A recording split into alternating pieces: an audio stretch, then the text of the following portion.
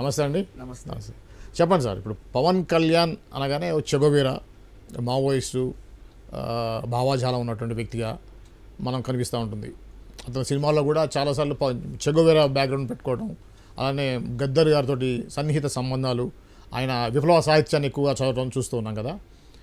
ఈరోజు మావోయిస్టులకి పవన్ కళ్యాణ్ రాజకీయ ప్రస్థానంలో మావోయిస్టులకి వ్యతిరేకంగా ఆయన యొక్క అడుగులు ఉన్నాయి అనే విషయం మీద కొద్దిగా ఘాటుగానే విమర్శిస్తూ ఒక లేఖ పంపారు కదా. దాని మీద ఒక మీరు రాజకీయ విశ్లేషకులుగా మీరేమంటారు? యాక్చువల్ ప్రజెంట్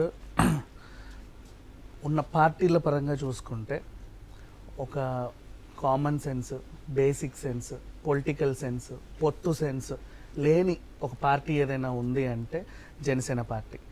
నెక్స్ట్ దానికంటూ ఒక తీరు తెన్ను, తల తోక, ఉచ్చం నీచం ఏమీ లేనటువంటి ఒక పార్టీ ఏదైనా ఉంది అంటే జనసేన పార్టీ. ఎందుకు మాట్లాడుతున్నానంటే 10 ఏళ్ళు అయింది పార్టీ పెట్టి, 10 ఏళ్ళు దాటింది. 10 ఏళ్ళు దాటిన ఒక పార్టీ అంటే కనీసం ఏముండాలి దాంట్లో? సింపుల్ ఎగ్జాంపుల్, షర్మిల గారు మొన్నే తెలంగాణలో ఒక పార్టీ పెట్టింది. జస్ట్ ఆవిడ మంగళవారం నిరాహార దీక్ష చేసింది నిరుద్యోగుల కోసం, ఇంకేదో చేసింది. లైమ్ లైట్ లో అయితే ఉన్నావు కదా, తీసేసిందిగా, వాట్ ఎవర్ లైమ్ లైట్ లో ఉన్నావుగా. అంటే లాంగ్ స్టాండ్ ఉండేటువంటి పార్టీ విధానంతో కనీసం 4 నెలలు పెట్టావో 10 నెలలు పెట్టావో నీ పార్టీ, ఉన్నన్ని రోజులైనా ఏదో పని చేసావుగా. 10 ఏళ్ళుగా ఈయన ఎక్కడన్నా ధర్నా చేయడం చూసారా? అట్లీస్ట్ ఒక ప్లక్ కార్డ్ పట్టుకొని ఎక్కడైనా కూర్చోవడం చూసారా? అదేంటి, చాలా వాటిలో ఆయన విశాఖ విషయంలో కానీ, దేంట్లో లేదు, ఉద్దానం విషయంలో కానీ జనాలతో కూడా కలవకుండా అదొకటి కనుక్కున్నాడు కదా, అదో బండెక్కి ఊరేగుతా ఉంటాడు, వారాహి తయారు చేసుకున్నాడు. అక్కడెక్కడో నిలబడి మాట్లాడతాడు, జనాల దగ్గరకు కూడా రాడు, మినిమం ఆ డిస్టెన్స్ మెయింటైన్ చేస్తాడు. అందుకని చెప్పేసి ఇతనులో కూడా యాక్చువల్గా జనాలు ఎందుకు వస్తారు అంటే సినీ గ్లామర్. అరే హీరో వచ్చాడు, ఇప్పుడు ఒక పెళ్లికి జబర్దస్త్ నటుడు వచ్చాడు, అటు ఇటు గెంతి వెళ్ళాడు, ఆయన చూడడానికి 4 వచ్చి చప్పట్లు కొడతాడు. సినిమా హీరో వచ్చి ఆయన కూడా ఏవేవో గెంతుతా ఉంటాడు పైన, 4 నరికేస్తా, కడిగేస్తా, పొడి చేస్తా అని చెప్పి 4 డైలాగులు చెప్తాడు. లైవ్ గా చూస్తున్నారు కదా డైలాగులు సినిమాలో కంటే. సో ఎంటర్టైన్మెంట్ కోసం వీళ్ళు వస్తారు.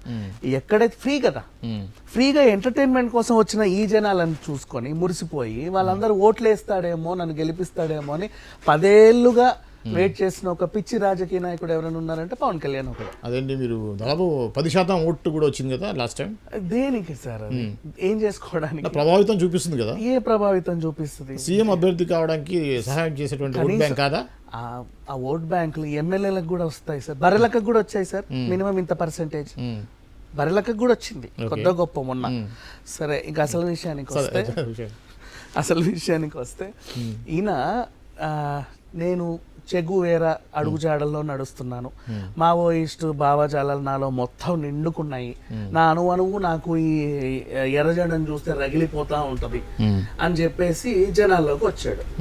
సరే, నిన్ను కూడా నమ్మి నీ ఎర్ర టవల్ మెడలో వేసుకొని 4 వచ్చారు, నీ వెనకాల తిరిగారు, అందరూ బాగానే ఉన్నారు. నువ్వేం చేసావు? అవన్నీ పక్కన పెట్టేసి బీజేపీతో పొత్తు పెట్టుకున్నాం, టీడీపీతో పొత్తు పెట్టుకున్నాం. అంటే పొత్తు పెట్టుకోవద్దు, అవేం పార్టీలు కాదని నేను అనట్లా.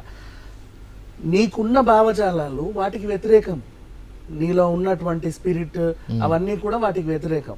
నువ్వు దాన్ని ఉల్లంఘించేసావు. నెక్స్ట్ పొత్తు ధర్మం అనేది ఒకటి ఉంటదండి, పొత్తు ధర్మం ఉంటది, ఏ రాజకీయ నాయకుడికైనా ఉంటది. నువ్వు బీజేపీతో కలిసి చెంగు అనుకుంటూ తిరిగావు చెట్టాపట్టాలు వేసుకొని. నెక్స్ట్ ఎప్పుడైతే చంద్రబాబు నాయుడు గారు అరెస్ట్ అయ్యి జైల్లో ఉన్నారో సడన్ గా వచ్చేసి నేను వీళ్ళతో పొత్తు పెట్టుకుంటున్నానని చెప్పావు. చెప్పే ముందు ఇంతకు ముందు ఎవరితో అయితే నువ్వు పొత్తు పెట్టుకున్నావో వాళ్ళకి ఒక మాట చెప్పావా? అంటే అవసరం లేదనుకున్నావా? దాని పొత్తు ధర్మం అంటారు సార్, పొత్తు ధర్మం. అది కూడా ఈయనకు లేదు.